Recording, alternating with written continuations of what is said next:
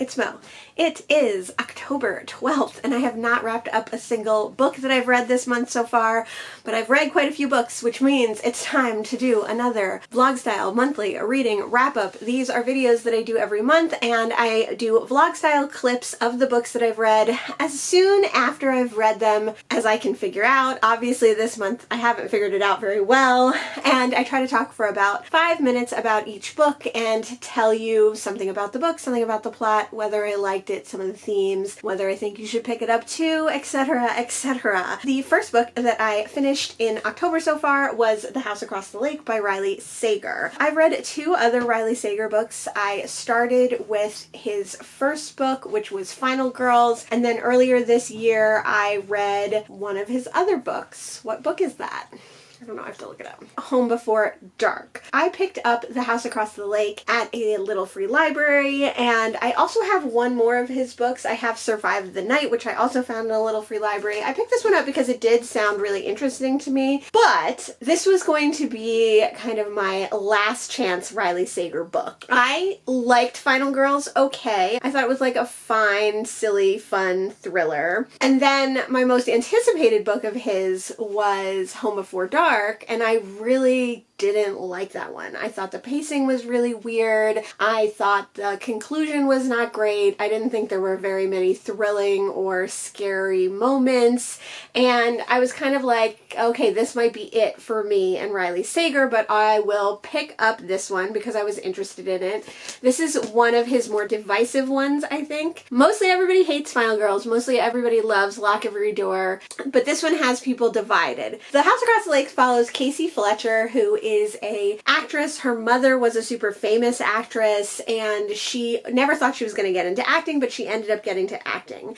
Recently though, she's been in the tabloid headlines. She's been messing up her life. She's been drinking too much and getting fired from acting jobs. Because of all those things and the bad publicity that she's getting, which is rubbing off on her mother has sent her to their cabin in Vermont to chill out for a little while, to not drink, to detox, get her life together so that she can come back. Her agent, who's also her cousin, also suggests this, but of course Casey has no intention of not drinking or getting her life together. Casey wants to drink herself into oblivion. So she's been staying at the cabin for a couple of weeks. It's the off season. There's mostly no one there, except she notices that the house directly across the lake that was recently purchased by a famous and wealthy couple, there are signs of life and the cabin is now occupied by this couple. So she hasn't had an opportunity to meet them yet, but one day she is sitting on the lake and she sees the wife of the couple swimming in the lake and comes to realize that she might be drowning, she might be in distress, so Casey jumps in her little boat and goes out to help her. And the rest of the story is kind of the relationship between these two women, how this weird and dangerous event starts their relationship, and then Casey becomes obsessed with this ex-model who lives across the lake and obsessed with watching them through her binoculars. There's also kind of other running storylines about the couple and also about Casey's life and why she's in the state that she's in, but I think for the most part this is a better book to go into knowing almost nothing. Knowing that this was kind of my last chance Riley Sager book, I wasn't holding out much hope for this one. I really liked the Vermont setting. It felt very Vermont to me, but for about the first 2/3 of this book, it hit all the beats that his other books had hit. There's Casey, of course she meets like a young, handsome man that may or may not be a love interest. There are some like twists and turns, but also our main character is not doing things that you would do as a normal person, and you as the reader roll your eyes like, okay, yeah, sure, she would do that, or like, sure, that would happen. So for about 2/3, although there were aspects that I liked in the book, I was like, this is going to be my last Riley Sager book. This is going to do exactly what Home Before Dark did. And then at the like last quarter mark, it started doing some things that I didn't expect and went in a direction that I wasn't thinking that it was going to go in, and I ended up really liking that part and being connected to that part enough that I do want to go on and read other Riley Sager books. So I was kind of hoping that this would be my last Riley Sager book, and now I'm like, oh, I think I have to read a couple more. I'm not super interested in Survive the Night, although that is another very divisive one, so I might read it just because because maybe I like the ones that are divisive. Like maybe I like the ones that people mostly don't like, so I should probably keep reading those. But I really want to read The Only One Left, which is his 2023 release. Something to note about Riley Sager is that he is a New Jersey author, so that does give me a little, you know, warm fuzzy for him inside. I'm not an alcoholic myself, but I have worked in the bar industry for many years, and I saw many alcoholics and was able to observe their behaviors. Obviously, you can't know inside someone's head, but I could see their like patterns and mannerisms, and I thought that the take on alcoholism in this was really good from the proximity that I have to alcoholism. So like I couldn't say firsthand whether this was true, but as an observer observing alcoholics and as an observer observing the main character of this book, it felt very genuine to me in a lot of ways. Obviously, it's over the top, it's a thriller, it's silly, and there are things even about her alcoholism that are pushed to an extreme degree, but a lot of the things that were talked about and the way that she felt and the way that she interacted with other people felt very genuine to me, which I thought was an interesting take on that. I would say if you've tried Riley Sager before and you've tried the favorites and you didn't love them, maybe try this one. You have to suspend your disbelief. You have to go along for the ride. You have to just have fun with it. But I ended up having a lot of fun with it and I ended up enjoying it. The next book that I read in October was The Great God Pan by Arthur Machen. This is a Victorian novel. I read it for Victober. I don't usually participate in Victober because I don't usually read classics, but this is one that I have been wanting to read for a while, and I found a free audio version of it on the Internet Archive. The Great God Pan, it starts out with a young man who's helping a scientist and kind of doing research for him and finally helping him with a large experiment, kind of his grand experiment. The scientist brings a young woman in and she is put under like a trance using drugs and other things, and the whole point of this experiment is to meet the Great God Pan. And so you're never fully explained exactly what that is or what the repercussions of meeting the Great God Pan are in the first few chapters of the book, but you're following the young assistant and he is like really shocked. He believes in the doctor's work to some extent, but he's not fully behind it, and when he sees kind of what happens to this young woman, we know that he has like a total change of life, changes the course of how he thinks about everything. And then the book kind of skips to many years later and we're meeting another young man who in his travels keeps hearing about this mysterious woman and kind of puts together that she is connected to several people's death. So he becomes obsessed with figuring out who this woman is and what's happening and why people around him and people that he knows are dying and if it affects him and his other friends and compatriots. This was a really interesting one. I think because I read it on audio, some of it kind of went over my head. I think because it is like a classic work and because it is written in a fairly classic style, there were definitely things that I missed by reading it on audio. I generally like to read classics on audio, but I do find that sometimes this happens to me where if I can't really get gripped by the way that it's written right away, then I will struggle sometimes with the language. And I think that that happened to me with The Great God Pan. I really enjoyed it. It was super creepy. There definitely were a lot of like thrilling and scary and spooky moments and some like very unsettling moments that I enjoyed, but I want to read it again and I want to read it physically. So this is definitely going to be one that I'm going to keep my eye out for and try to get a physical copy and try to reread it as soon as possible.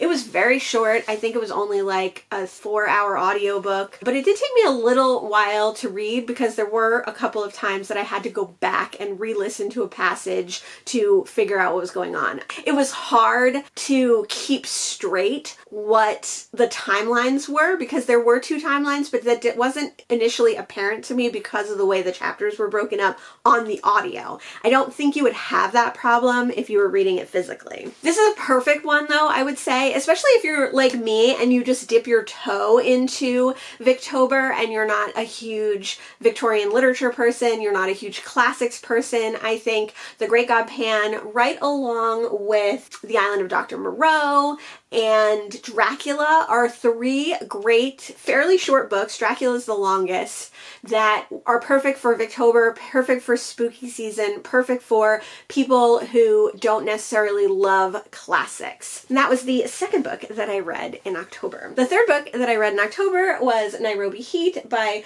Mukoma wa Nyungi. This is the son of Ngugi wa Thiong'o, who is a very well-renowned Kenyan author. I've only read one of Ngugi wa Thiong'o's books before. It was kind of difficult to read, I think, because of the cultural differences, but also because of the language differences and also because of the time differences. So I was really interested to read his son's work. Ngugi wa Thiong'o is a Kenyan author, super famous, has a writing school in Kenya, but I believe he was educated possibly in Europe. His son was, I believe, born in Kenya and then lived the majority of his life in the US, although I'm sure he visited Kenya often as well. Nairobi Heat is about a black police officer from Madison, Wisconsin, who struggles with his role as a black police officer. He believes in what he's doing and he believes in finding justice for the victims of crimes, but the contradictions between being black in America and the police in America are very obvious to him and have cost him relationships and definitely have him questioning his role in America and his role as a policeman. He stumbles upon a case where a young white woman is found dead,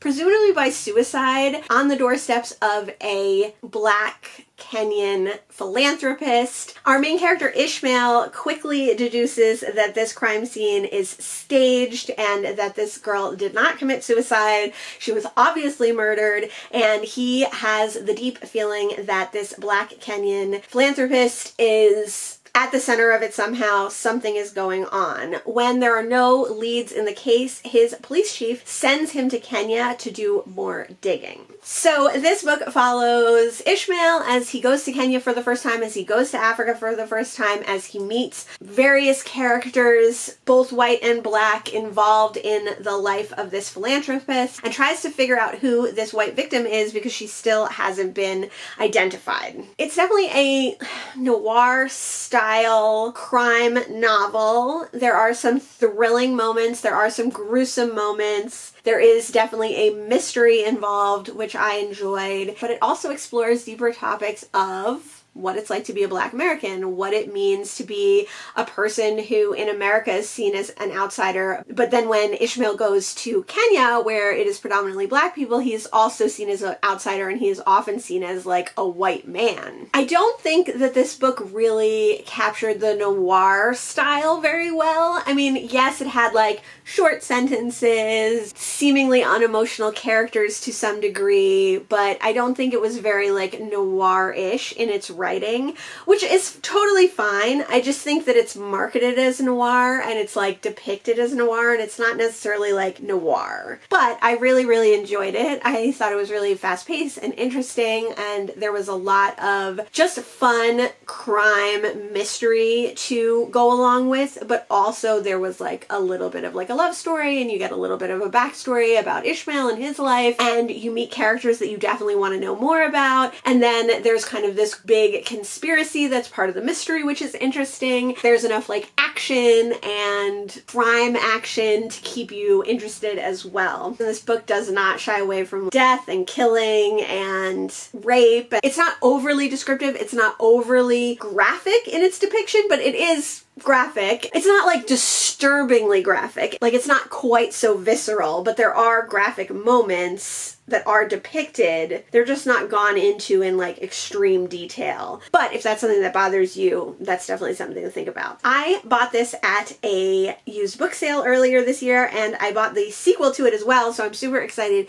to get to that one. The fourth book that I finished in October was The Writing Retreat by Julia Bartz. This is my first 2023 release. I picked it up at a little Little Free Library. It's one that I have wanted to read. This is another divisive thriller. As you can see, a theme. I've been wanting to read like thriller and crime and mystery novels for October. Some horror, some borderline horror. This definitely borderlines on horror, I would say, although I think it is more of a thriller in the end. Not a super crazy fast-paced thriller, but it definitely had some thrilling moments, although it definitely had some gruesome moments as well. The writing retreat follows Alex, who is an amateur writer and has kind of surrounded herself with writers. Her mentor, Ursula, is a writer that she met at a writing workshop. Her ex-BFF, who she's still mourning the loss of their friendship, is a writer who encouraged her, who introduced her to Ursula, and the god or goddess that Alex worships is her all-time favorite author, Raza Vallow. When the book opens, Alex is going to a book signing of Ursula's, and she's really nervous because she hasn't seen her ex-best friend in a year. They had a really tragic falling out, which in some way resulted in not only the complete and utter severance of their friendship, but also it ended with her best friend hurting herself somehow. Alex still feels really sad and guilty, but also super angry and upset and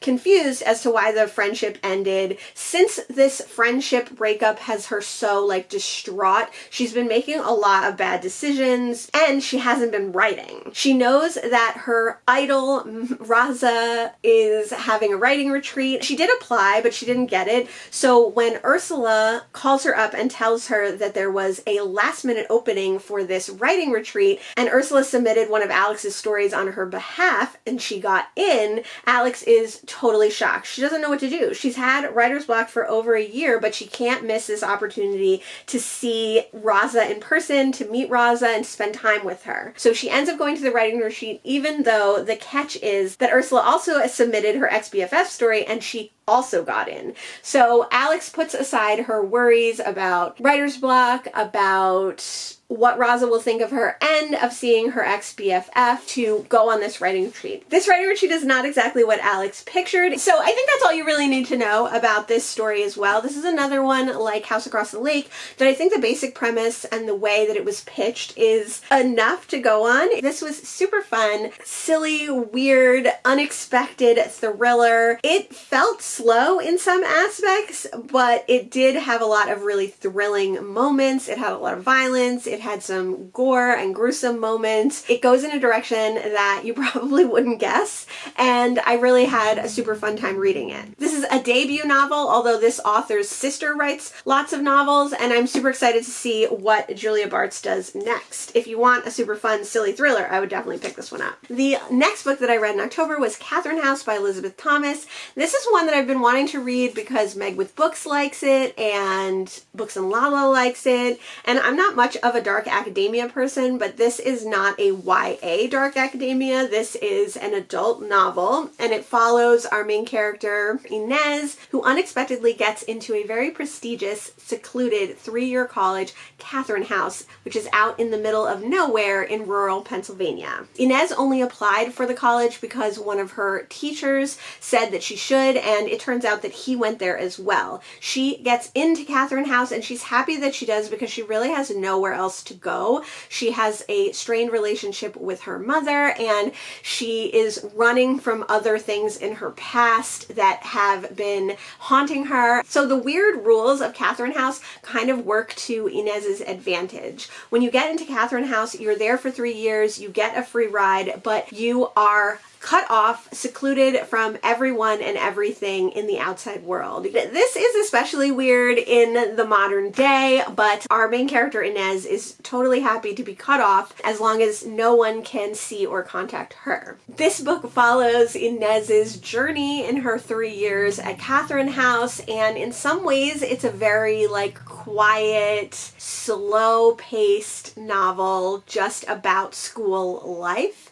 We are finding out kind kind of the mystery of Inez's past, but we're mostly seeing like the relationships that she forms and her relationship with Catherine House in general. Catherine House definitely is a character in this book. This is a really weird college with a lot of weird things going on. The things that the students are studying and the potential of their studies is kind of made known to us throughout the book, and we see how Inez reacts to that. Inez is a very pliable character in some ways, a very pliable person because of the things that have happened to her in her past, and she's just really happy to not think about the outside world for 3 years. But of course, some of the things that happen at Catherine House, some of the people that she meets make her question what's going on there. We are along for the ride with her throughout the book. This one is not a thriller. It's not exactly a horror, but it is a little bit of a psychological horror in some ways,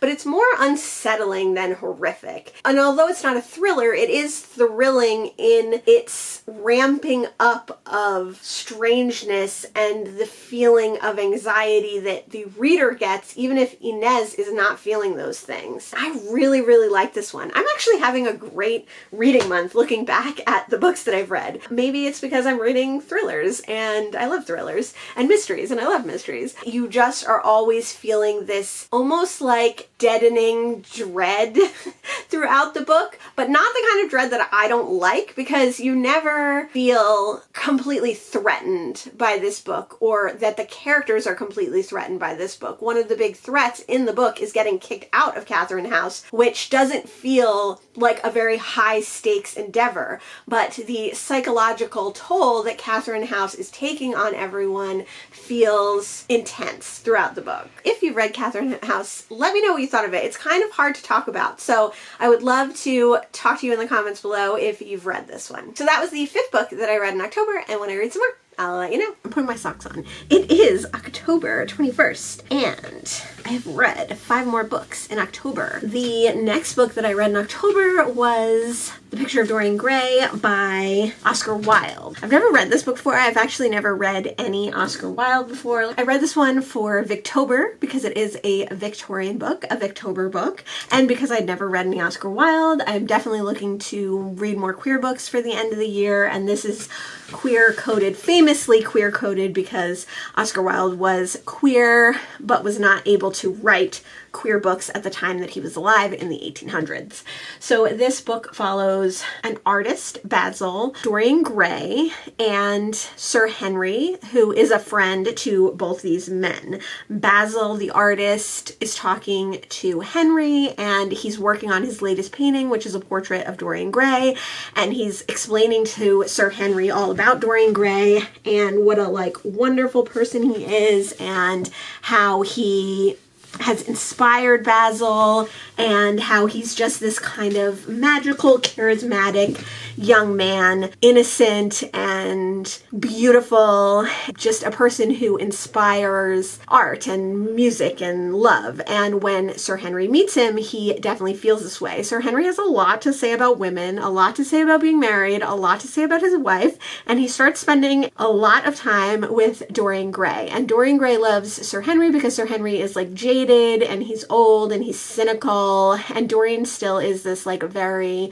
open, exploring young man. But his beauty has skewed his thoughts on how the world works. Because he's so beautiful, he gets all these perks of life, and he's able to get away with things that other men and other people certainly would not be able to do. The 3 men form a relationship kind of over this painting of Dorian Gray. Sir Henry wants to buy it, Basil thinks it's his best work ever, and Dorian's been promised to it, and Dorian kind of makes a wish over the painting, saying that he wished that he would stay as young and beautiful as the painting itself, and he would never grow old, which he inevitably will do, which is what Sir Henry, a truth that Sir Henry tells him. So Dorian takes the painting home and starts to notice strange things about himself and about the painting eventually. I'll leave it at that. I mean, most people know the premise of the story, but I'm not gonna tell you more than that in case you don't. I knew the basic premise when I went in, but I didn't really know what the language would be like or what certain plot points of the story were. I just knew the basic idea of the Picture of Dorian Gray.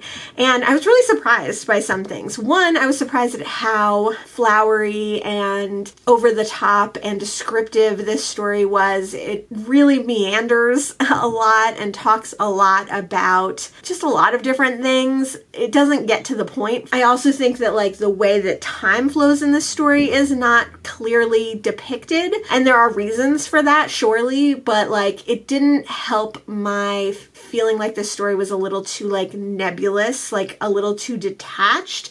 I would have liked this story better if it were more straightforward, but it wasn't.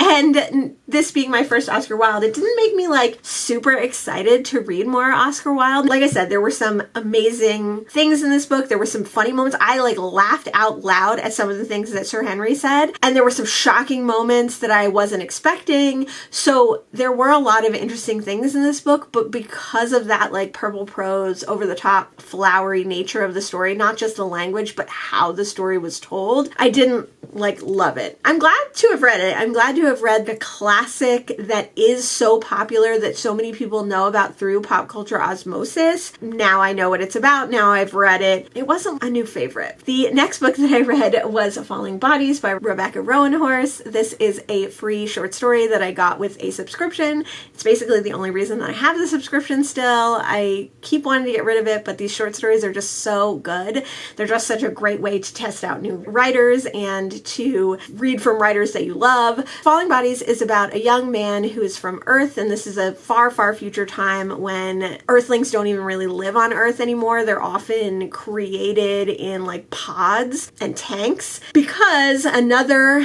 race of people have come and colonized and taken over Earth from the Earthers. Our main character was adopted by one of these colonizers, a senator from these people, and he was kind of adopted to prove that Earthers weren't savages, that they could be raised in polite society, in proper society, and become proper citizens. But of course, all the people from that colonizing population look down on him, and the Earthers look down on him because he's sleeping with the enemy. He's part of the enemy's family. His adopted father and their planet are the only people that he's known, the only way that he's grown up. So in some ways he is loyal to them, but there's been some incidences which have proved that he's also loyal to Earth. There was one specific incident that would have landed him in jail or even put to death, and he's avoided it because his father is this famous senator. When we first meet him, he's going to college on a kind of outworld space station. Our main character really thinks that this is like a second chance, and he's excited. He is still grappling with the trauma from the incident that got him in trouble, and so we learn about that. And then we also learn about his time on this space station and about going to like regular college and being a regular person, because there's lots of Earthers there, there's lots of the oppressive race there as well, but he's being anonymous there. He's changed his appearance and he gets to be just an anonymous person. It was a great story. I mean, just think about that synopsis that I gave you, and like so much more happens than I would even tell you, obviously, because I wouldn't tell you spoilers. So you learn so much about our main character, you learn what his life is like, you learn his relationship.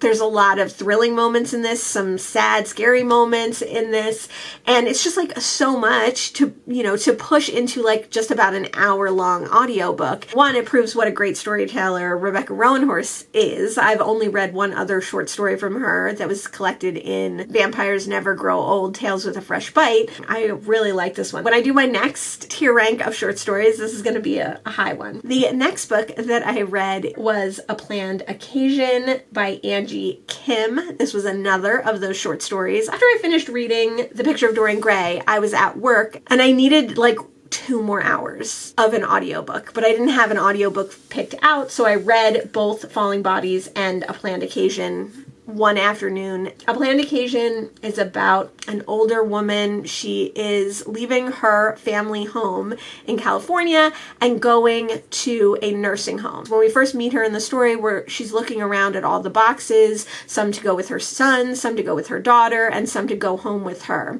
And she's doing another quick check of the house when she sees an old picnic basket that wasn't packed in one of the closets in the house, and this causes her to to remember her life with her husband, her relationship with her mother, their lives together, a little bit of the relationship that she has with her children. This one object makes her think of all these different things and makes her remember all these different things. So it was really poignant. I actually teared up at both Falling Bodies and Double Hand Occasion. It was really emotional. Again, for such a short story, it tells you so much about the main character's life and her relationship with people and her regrets. There's trigger warnings for death of a spouse. There's trigger warnings for death of a child. All sorts of topics wrapped up in this like very small, concise package. This one definitely made me want to read more Angie Kim. This is the first Angie Kim that I've ever read. I know that she has Happiness Falls out right now. That's her latest release and people are really buzzing about it. It is November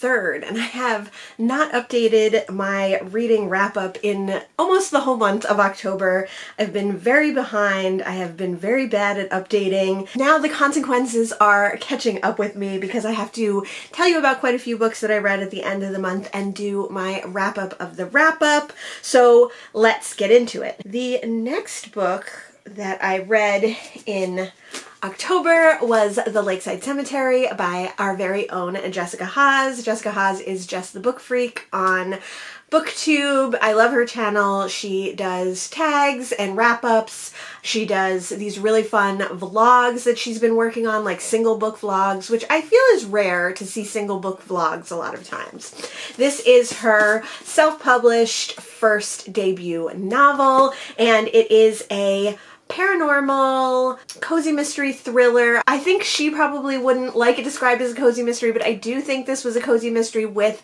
like darker elements and some more in-depth topics than many cozy mysteries. That's my favorite kind of cozy, one that is not entirely cozy, one that has a little bit more going on. The Lakeside Cemetery follows Kara, our main character, as she kind of navigates life. She is a loner and she has been basically since leaving college. She's gotten her degree, but she's been working at the same coffee shop for like 6 years and she likes it there. She really enjoys working with the owner and she sees many people come and go on their progression from like teenage years to moving on to what their career is going to be. But she feels like a certain amount of like guilt and regret that she isn't moving on, that she is kind of stuck in her position as a barista. On the other hand, she kind of likes it. She likes her quiet life where she gets to go to the coffee shop, which is right around the corner from her house, and then gets to go home and be with all her books and enjoy her time.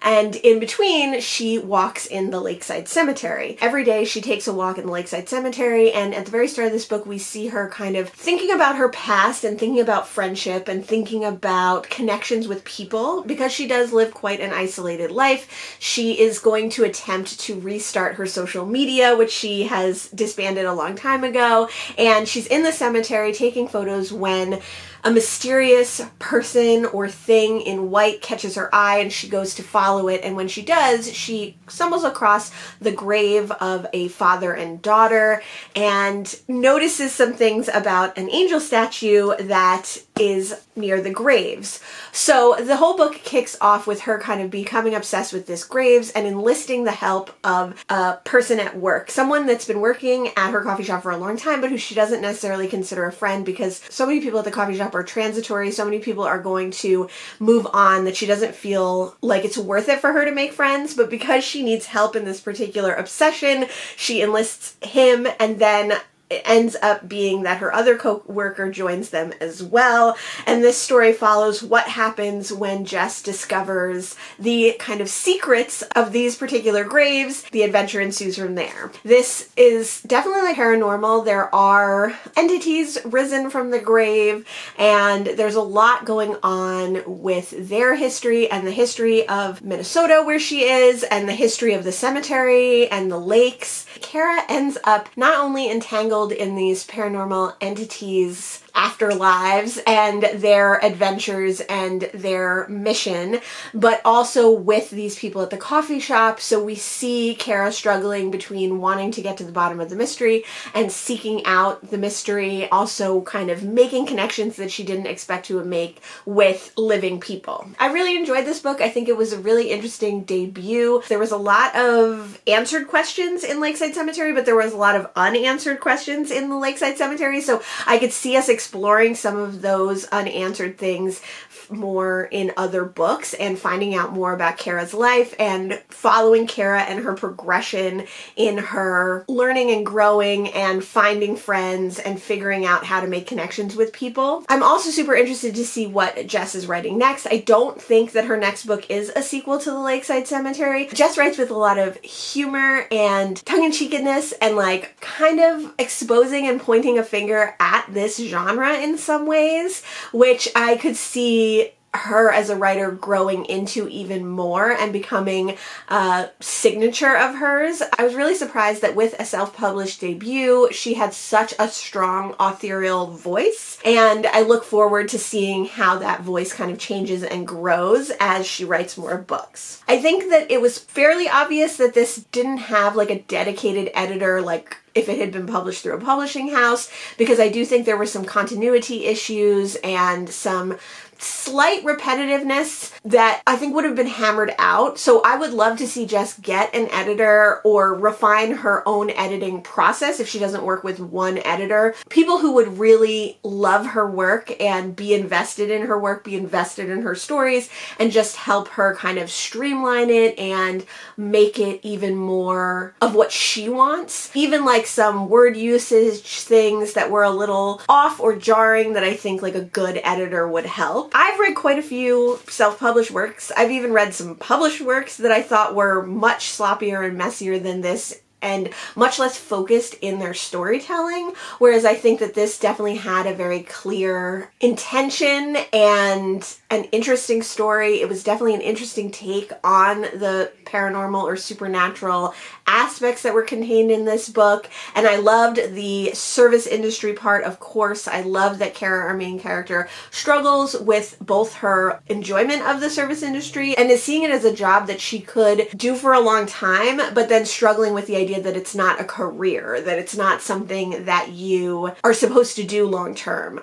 I loved that there were deeper conversations about connections with other people and how Kara lost people she was close with through like kind of neglect or drifting apart, and how that affects her and her life decisions. So again, I could see a sequel to this being delving deeper into those relationships or seeing those relationships that are mentioned in a different light.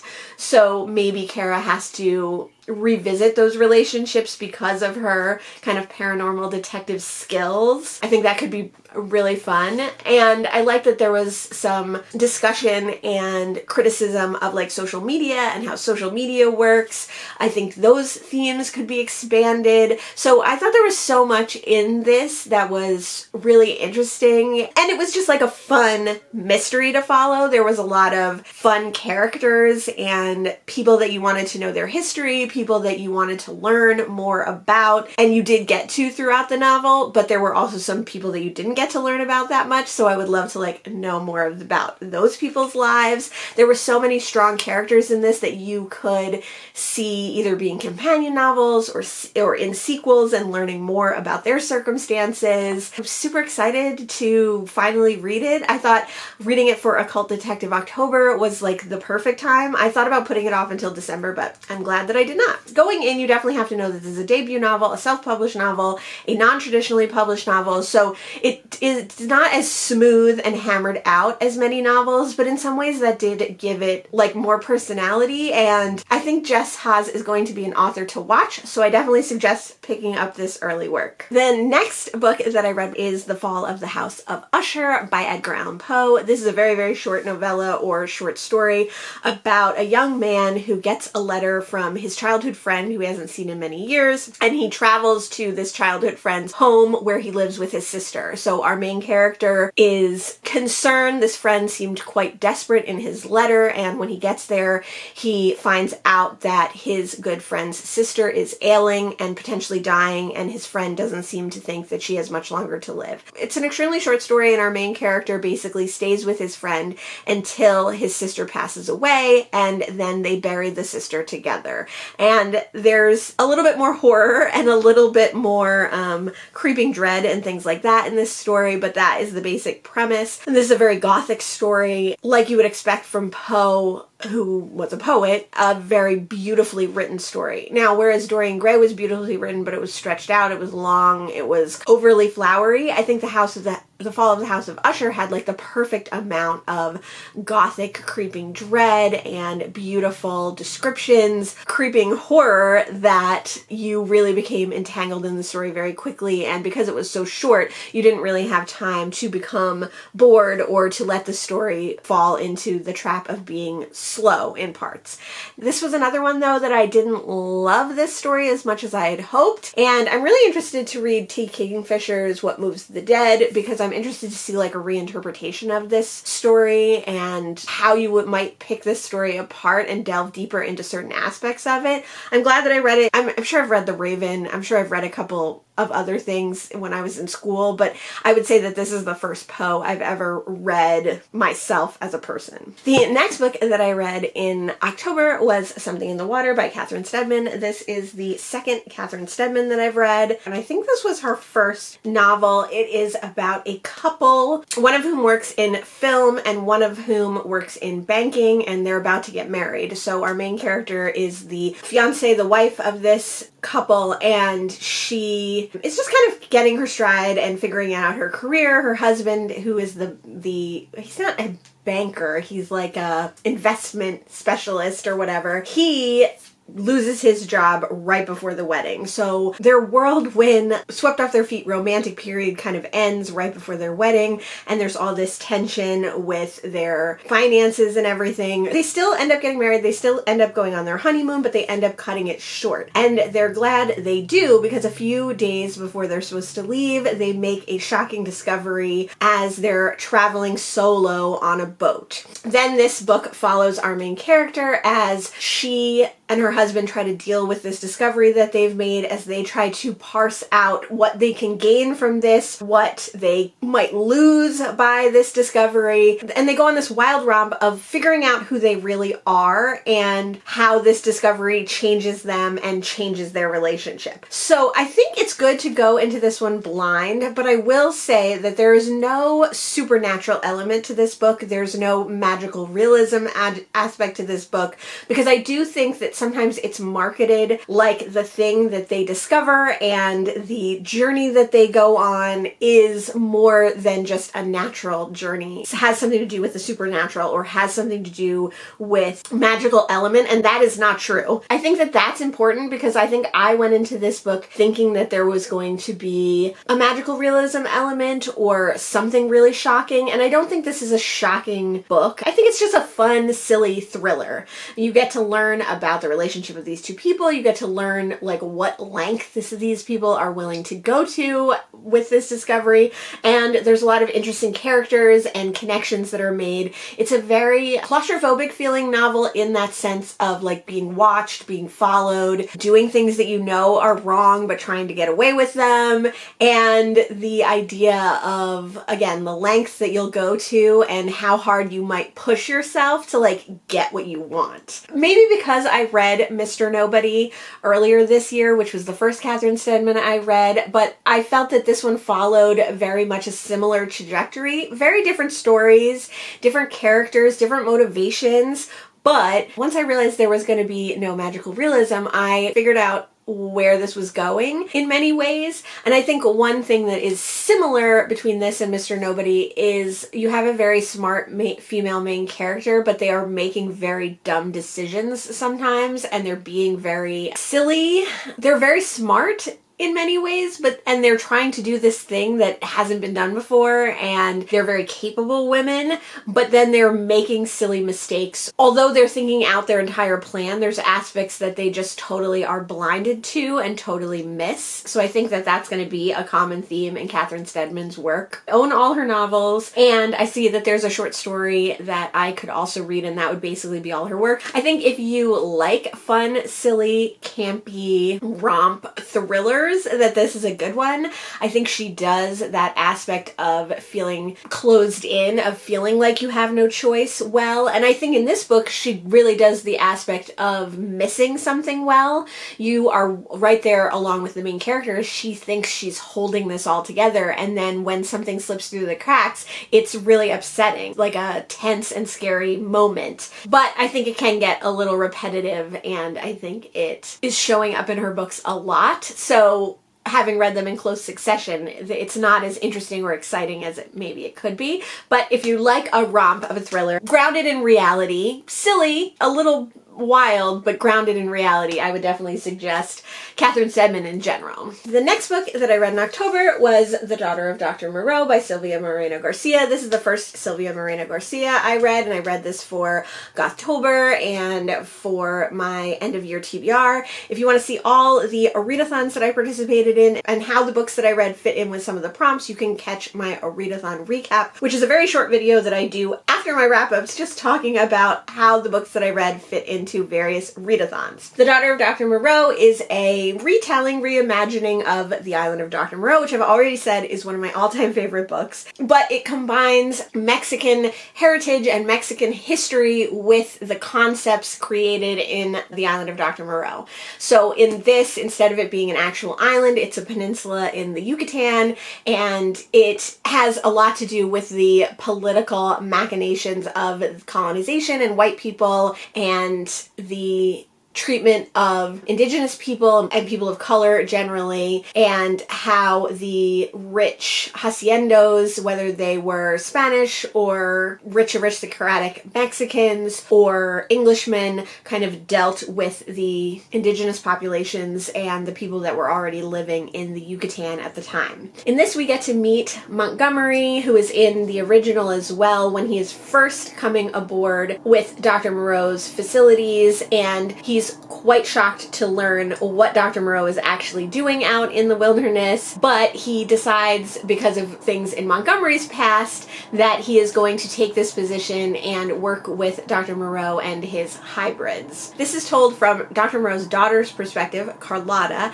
as well as Montgomery's perspective. We see chapters going back and forth. Not my favorite thing in books. I think it got off to a rocky start in this book, but kind of smoothed out by the end. But that was an aspect that I didn't super love about this book. When we first meet Montgomery and Carlotta, they are just meeting. Montgomery's just coming on, and then there's a 10-year time jump, and we see more of the events that unfold around Moreau and his experimentations and his life and the people around him. Being told from Carlotta's perspective, it's much more about familial relationships and the relationships she has with the hybrids, the relationships that she has with Montgomery. This whole book kind of takes off when their life in the Yucatan is threatened because the proprietor of the hacienda that they use, that they lease, and Moreau's patron is considering cutting them off. They're about to lose funding, and it's how they perceive that threat and what they do to try and overcome it. This book was very, very different than The Island of Dr. Moreau, and honestly, I feel like it didn't really need to be an Island of Dr. Moreau retelling or reimagining.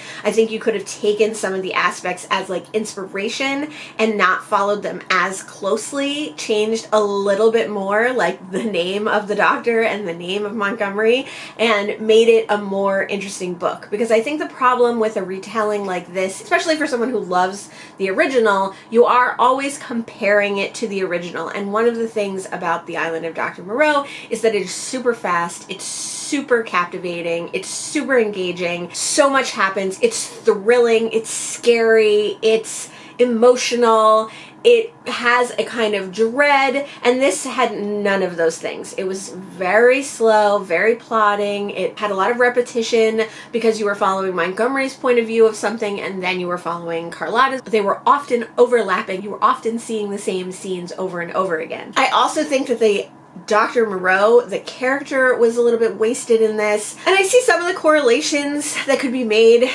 to the original story, but like, again, if you had just changed a little bit more, this probably would have been a better book standing on its own, and then like an author's note that it was inspired by Dr. Moreau, as opposed to going into it assuming that it's going to be like Dr. Moreau because it's on the cover. I did enjoy this. It was fine. I didn't love Moreno Garcia's writing as much as I hoped I would. I felt that it was very young. It felt very YA in a lot of aspects, but I did like some of the choices that she made with the characters and their relationships. There was a strong like familial bond and the different relationships that are entwined with a familial bond in this that I thought was really interesting. The relationship between Carlotta and Montgomery I thought was very interesting. So I would definitely be excited to read more of hers. I think the next one that I'm super excited to read from her is Silver Nitrate, which I think came out either earlier this year or late last year. Overall, I'm not disappointed with The Daughter of Dr. Moreau because I didn't really have high hopes for it. I was tempering my expectations of it. It still fell a little flat even with that, and I enjoyed it, but I didn't love it. So I would say if you like Sylvia Moreno Garcia, I would definitely read this. If you love The Island of Dr. Moreau, I would say you could skip it. The last book that I read in October was Killers of the Flower Moon. I read this because my father-in-law read it. He really liked it, so my husband read it first. We actually got it out of the library, which we've never done before since living here. I have used the library before, but I've never taken a book out. We renewed our library cards and everything. It was super fun. But I will talk about that probably in another video another time. Unfortunately, I had to return it before I finished it, so I did finish this on audio. So I read it about half and half, probably half on audio, half physically.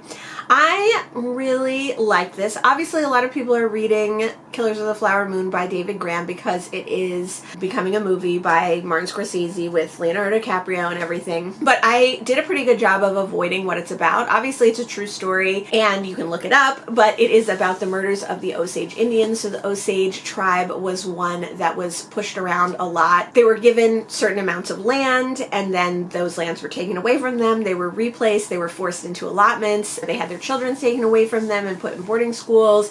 You know, all the horrible things that Native Americans faced, especially around this late 1800, early 1900 time period. The land that the Osage people ended up on happened to be extremely rich with oil, and because of the stipulations that were in place, they were able to make millions of dollars. One of the things that happened to them that was really fortunate was that the land ownership extended deep into the ground, and that land ownership was very strategically put out so that Osages could maintain their land. One thing that was very unfortunate that happened to them was that they were under conservatorships and they had to have a white person primarily take care of all their money, and they were only given a certain amount of the money that they made from the oil rigs.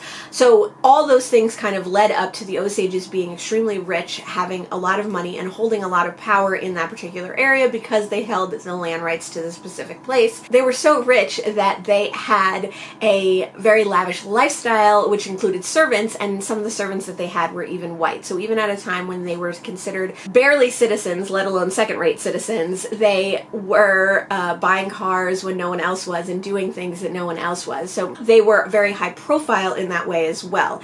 And this led to people taking advantage of them, people fleecing them on the costs of things, and also their conservators robbing them all the time, constantly. And it led to them being murdered. Killers of the Flower Moon follows one particular family who the majority of the adults in the family were murdered one way or another, and some of them died earlier than the murders were suspected but were later confirmed to have been murdered. And it follows like how this whole thing came about and how people who were involved with the Osage tribe and in that area either helped them or betrayed them. So it mainly mainly follows Molly Burkhart and her family, and it mainly follows a FBI agent when the FBI was still very young. The subtitle of this book is The Birth of the FBI. So it was super fascinating, nonfiction. David Grann was a journalist, and it has a very journalistic style. There's a lot of names, there's a lot of dates, there's a lot of people involved, and it is told in a fairly linear manner, but it does sometimes jump back in time. It starts with Molly Burkhart's sister being murdered and another Osage man being shot right around the same time, and those two murders were what really spurred on the investigations towards that. But not until white people were murdered and not until white people got involved did anyone really take these murders and these crimes seriously. And then White was brought in. It was when J. Edgar Hoover had kind of just taken over the FBI and was really creating the roots of the FBI, and White was a person that was kind of in between. He had been a Texas Ranger, and now he was an FBI agent at a time when that old school cowboy style policing was really not in fashion, especially not in the FBI that J. Edgar Hoover envisioned. So it talks a lot about times, events, dates, things that are happening in the FBI, things that are happening with the Osage land and the oil extractions and things like that. But at the heart of it, you do get to know certain characters, Molly and her husband Ernest, some of the people who were murdered, and all the connections that they had, as well as like other affluent townspeople in the area where the Osage lived. It was pretty shocking that people went to such amazing and ridiculous lengths to murder these people and gain their land rights and gain their privilege and money. It really became a place where people went to kill people just for their money. It seems like a very lawless time, and very much a time where, obviously it still is today, a time when Native Americans were not deemed worthy of protection or to be kept safe and to be considered as whole and important as other American citizens. There's a lot going on in this book. I really enjoyed it. I thought it was good. It's not as much a narrative nonfiction as some of the other nonfiction that I've read. Specifically, I'm thinking of Eric Larson, who wrote The Devil in the White City. I love his work. I've read 3 or 4 of his books, and his are much more in a storytelling manner. David Grann has much more of a journalistic style. So there were certain things that I think could have been improved upon with that. Like, for instance, we would talk about one person in one chapter who was involved in the cases somehow. We wouldn't hear about that person for 5 or 6 chapters, 10 chapters, and when that person came back around, it was sometimes hard for me to remember and identify who that person was and how they were connected to the main players in this history. So it would have been nice if there was a little bit more narrative to it so that you could be reminded of who this person was in a seamless manner, the way like Eric Larson does with his histories. So there was some things like that may have been lost on me, like the nuances of some of the people, but like the general story is there, and it's very upsetting. I would say if you're interested in Native American history, if you're interested in American history, if you're interested in forensics and policing, or if you're interested in detection, this was a very interesting book as far as how White and the FBI used techniques to detect what was actually going on, and how David Grann later used detective techniques to find out even more almost 100 years after these crimes took place.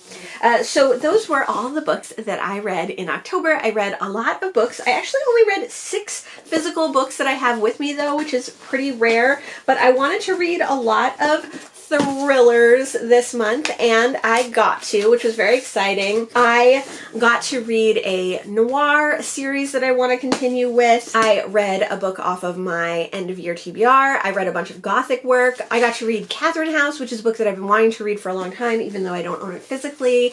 I got to read a occult detective novel by a booktube author, which was super fun. I probably read more Victober works this year than I ever have. I got to read works by people of color. I got to read queer works. I hit a lot of the things that I like to hit every month, and I had a really great reading month. It felt like a very long, drawn-out reading month for some reason, but looking back on it, even though it seems like a very long time ago, it was a good one. Let me know if you've read any of the books that I read here, and if you enjoyed them. Let me know what books you read for October. Thanks so much for joining me today. Bye!